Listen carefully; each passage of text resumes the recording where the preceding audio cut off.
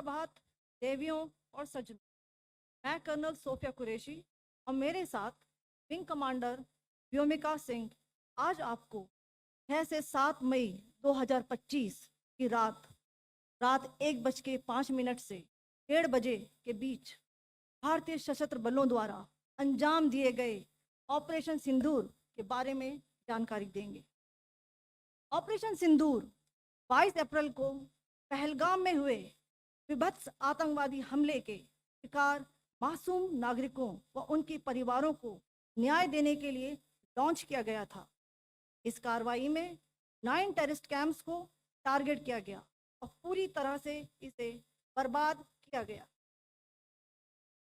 पाकिस्तान में पिछले 3 दशकों से टेरर इंफ्रास्ट्रक्चर का निर्माण हो रहा है। इसमें recruitment, indoctrination centres, training areas व लॉन्च पैड शामिल थे, जो पाकिस्तान और पाक अधिकृत जम्मू कश्मीर POJK दोनों में फैले हैं। Operation Sindoor was launched by Indian Armed Forces to deliver justice to the victims of Pahalgam terror attack and their families. 9 terrorist camps were targeted and successfully destroyed. Over the last 3 decades, Pakistan has systematically built terror infrastructure.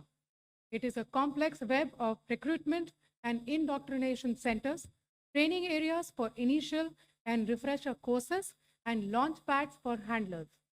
These camps are located both in Pakistan as well as Pakistan-occupied Jammu and Kashmir areas. Some of the well-known training camps are located, as you can see on the screen. They are distributed from Sawai Nala in the north, counting to approximately 21, ending at Bhagalpur to the south. इन लक्ष्यों का चयन विश्वसनीय intelligence सूचनाओं के आधार पर हुआ ताकि आतंक गतिविधियों की रीढ़ तोड़ी जा सके, और यह खास ध्यान दिया गया कि निर्दोष नागरिकों और सिविलियन इंस्टॉलेशन को नुकसान न पहुंचे। The selection of these targets for Operation Sindoor was based on credible intelligence inputs and role of these facilities in perpetrating the terror activities. The locations were so selected to avoid damage to civilian infrastructures and loss of any civilian lives. This was done with due diligence, and the camps selected for targeting and their engagement will now be shown to you one by one. POJK ये targets मैं आपको बताना चाहूँगी। सबसे पहले सवाई नाला camp Muzaffarabad, जो कि POJK के लाइन ऑफ कंट्रोल से 30 किलोमीटर दूर है। यह एक लश्कर तोयबा का ट्रेनिंग सेंटर था।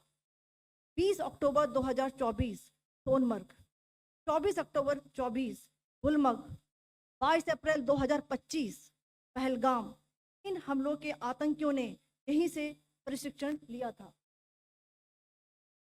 सैयदना बिलाल कैंप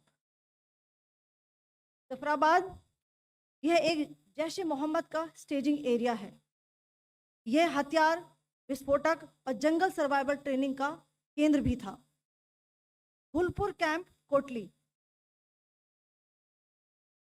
यह LOC से 30 किलोमीटर दूर था। लश्कर तोयबा का बेस था, जो रजौरी पुंछ में सक्रिय था।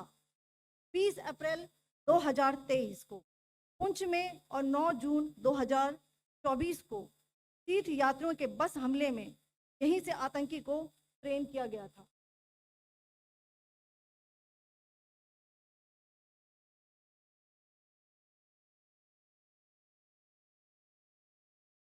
बरनाला कैंप भिंबर, ये LOC से 9 किलोमीटर दूर है। यहाँ पर हथियार हैंडलिंग, IED व जंगल सर्वाइवल का प्रशिक्षण केंद्र था। अब्बास कैंप कोटली,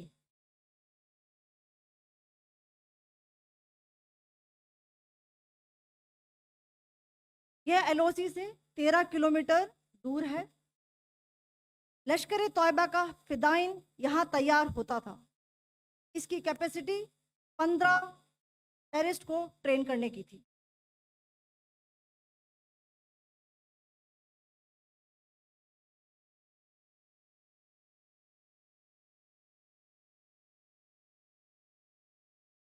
अब मैं पाकिस्तान के अंदर के टारगेट से अवगत कराना चाहूंगी।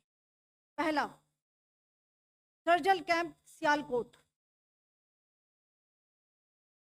यह अंतर्राष्ट्रीय सीमा से 6 किलोमीटर की दूरी पर है, सांबा कटवा के सामने।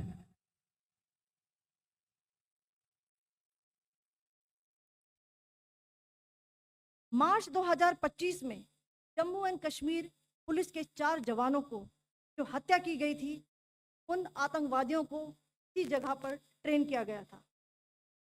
दूसरा, महमूना जाया कैंप सियालकोट।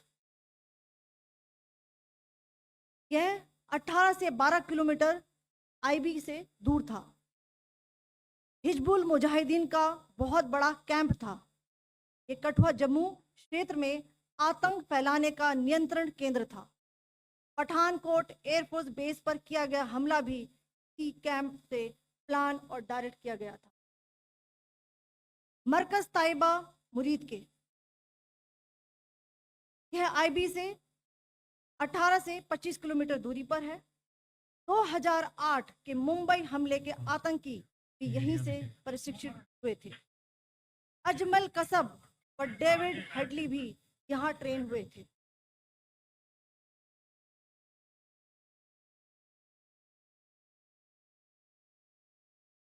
आगे दूसरा आया।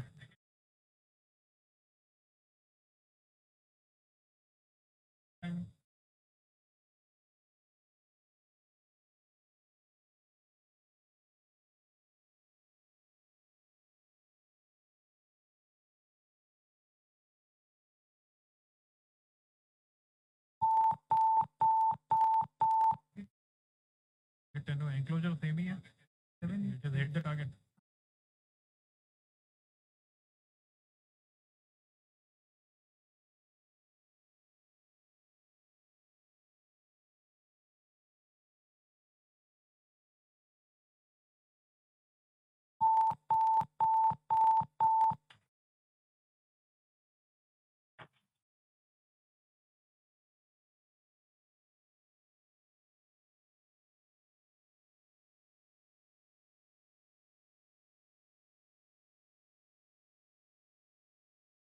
मरकज सुभान अल्लाह भावलपुर, ये इंटरनेशनल बाउंड्री से 100 किलोमीटर दूर है। जैश ए मोहम्मद का मुख्यालय था। यहाँ पर रिक्रूटमेंट, ट्रेनिंग व इंडोक्ट्रिनेशन का केंद्र भी था। शीर्ष आतंकी अक्सर यहाँ आते थे। मैं आप सबको बताना चाहती हूँ कि किसी भी सैन्य ठिकाने का निशाना नहीं बनाया गया और अभी तक किसी तरह की नागरिक क्षति की रिपोर्ट नहीं है। धन्यवाद। जय Hind. The strike on the terror camps were undertaken through precision capability, as shown to you. A niche technology weapons with careful selection of warheads was ensured so that there will be no collateral damage. The point of impact in each of the target was a specific building or a group of buildings. All the targets were neutralized with clinical efficiency, and the results reiterate the professionalism of the Indian Armed Forces in the planning and execution of their operations. No military establishments were targeted. India has demonstrated considerable restraint in its response. However, it must be said that the Indian Armed Forces are fully prepared to respond to Pakistani misadventures, if any, that will escalate the situation. Jai Hind, and thank you very much.